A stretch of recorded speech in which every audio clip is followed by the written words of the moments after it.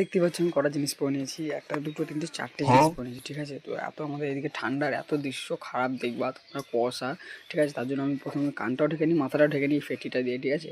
ঢেকে क्या कहना चाहेंगे इतनी ठंडी क्यों है?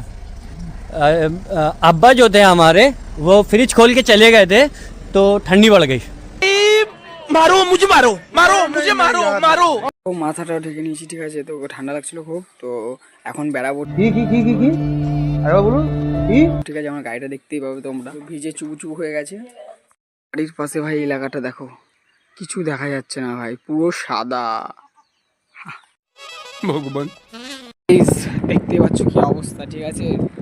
এই অবস্থাতে আমাকে গাছি দিচ্ছে, তুমি সামনের দিকটা খালি দেখো, হ্যাঁ পুরো সাদা ভাই, মরুভূমিতে চলেছে। না না সরি, उठा ले रे देवा, उठा ले रे। মরুভূমি না, এটা হচ্ছে তোমার কাশ্মীরের যেরকম অবস্থা থাকে, আমাদের গ্রামের দিকে এই অবস্থাটা দেখো। ও এর দিকে কেমন ঠান্ডা পড়েছে সেটা কমেন্ট অবশ্যই জানিও, ঠিক আছে।